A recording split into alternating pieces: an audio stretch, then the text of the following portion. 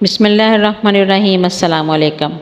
قریش تو یہ کہہ کر چلے گئے، ابو طالب پریشان ہو گئے۔ وہ اپنی قوم کے غصے سے اچھی طرح واقف تھے۔ دوسری طرف وہ اس بات کو پسند نہیں کر سکتے تھے کہ کوئی بھی شخص حضور نبی کریم صلی اللہ علیہ وآلہ وسلم کو رسوا کرنے کی کوشش کرے، اس لیے انہوں نے حضور نبی کریم صلی اللہ علیہ وآلہ وسلم سے کہا، بھتیجے، تمہاری قوم کے لوگ میرے پاس آئے تھے، انہوں نے مجھ سے یہ کہا ہے، اس لیے اپنے اوپر اور مجھ پر رحم کرو اور مجھ پر ایسا بوجھ نہ ڈالو جس کو میں اٹھا نہ سکوں۔ ابو طالب کی اس گفتگو سے نبی اکرم صلی اللہ علیہ وآلہ وسلم نے خیال کیا کہ اب چچا ان کا ساتھ چھوڑ رہے ہیں، وہ بھی اب آپ کی مدد کرنا نہیں چاہتے، آپ کی حفاظت سے ہاتھ اٹھا رہے ہیں۔ اس لیے آپ نے فرمایا، چچا جان، اللہ کی قسم، اگر یہ لوگ میرے دائیں ہاتھ پر سورج اور بائیں ہاتھ پر چاند رکھ دیں اور یہ کہیں کہ میں اس کام کو چھوڑ دوں تو بھی میں ہرگز اسے نہیں چھوڑوں گا، یہاں تک کہ خود اللہ تعالیٰ اس کو ظاہر فرما دیں۔ یہ کہتے ہوئے آپ کی آواز بھر آ گئی، آپ کی آنکھوں میں آنسو آ گئے، پھر آپ اٹھ کر جانے لگے، لیکن اسی وقت ابو طالب نے آپ کو پکارا، بھتیجے ادھر آؤ۔ آپ ان کی طرف مڑے تو انہوں نے کہا، جاؤ بھتیجے، جو دل چاہے کہو، اللہ کی قسم میں تمہیں کسی حال میں نہیں چھوڑوں گا۔ جب قریش کو اندازہ ہو گیا کہ ابو طالب آپ کا ساتھ چھوڑنے پر تیار نہیں ہے، تو وہ عمارہ بن ولید کو ساتھ لے کر ابو طالب کے پاس آئے اور بولے، ابو طالب، یہ عمارہ بن ولید ہے، قریش کا سب سے زیادہ بہادر، طاقتور اور سب سے زیادہ حسین نوجوان ہے۔ تم اسے لے کر اپنا بیٹا بنا لو اور اس کے بدلے میں اپنے بھتیجے کو ہمارے حوالے کر دو، اس لیے کہ وہ تمہارے اور تمہارے باپ دادا کے دین کے خلاف جا رہا ہے۔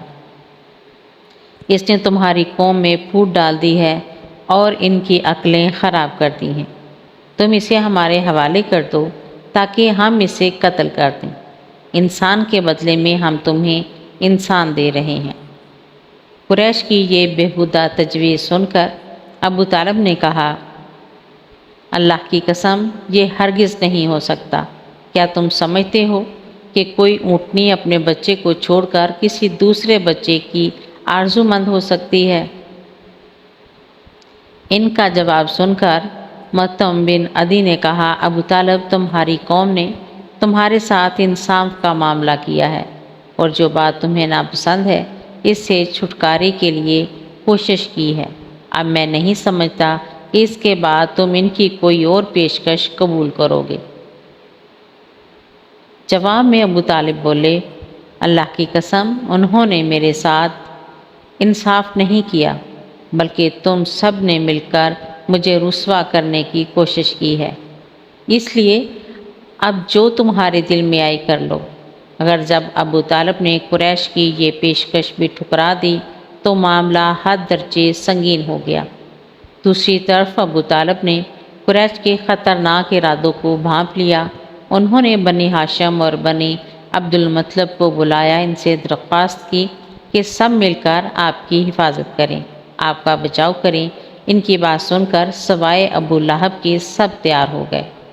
ابو لہب نے ان کا ساتھ نہ دیا، یہ بدبخت سختی کرنے اور آپ کے خلاف آواز اٹھانے سے باز نہ آیا۔ اسی طرح جو لوگ آپ پر ایمان لے آئے تھے، ان کی مخالفت میں بھی ابو لہب ہی سب سے پیش تھا۔ آپ کو اور آپ کے ساتھیوں کو تکالیف پہنچانے میں بھی یہ قریش سے بڑھ چڑھ کر تھا۔ آپ کو تکالیف پہنچانے کے سلسلے میں حضرت عباس ایک واقعہ بیان کرتے ہیں۔ فرماتے ہیں، ایک روز میں مسجد حرام میں تھا کہ ابو جہل وہاں آیا اور بولا، میں خدا کی قسم کھا کر کہتا ہوں، اگر میں محمد کو سجدہ کرتے ہوئے دیکھ لوں تو میں ان کی گردن اڑا دوں۔ حضرت عباس فرماتے ہیں، یہ سن کر میں فوراً نبی کریم صلی اللہ علیہ وآلہ وسلم کی طرف گیا اور آپ کو بتایا کہ ابو جہل کیا کہہ رہا ہے۔ نبی اکرم صلی اللہ علیہ وآلہ وسلم یہ سن کر غصے کی حالت میں باہر نکلے اور تیز چلتے مسجد الحرام میں داخل ہو گئے، یہاں تک کہ گزرتے وقت آپ کو دیوار کی رگڑ لگ گئی۔ اس وقت آپ सूरत अलग की आयत 1 और 2 पढ़ रहे थे। तर्जमा: ए पैगंबर, आप अपने रब का नाम लेकर कुरान पढ़ा कीजिए, और जिसने मखलूक़ात को पैदा किया, जिसने इन्हें खून के लोथड़े से पैदा किया।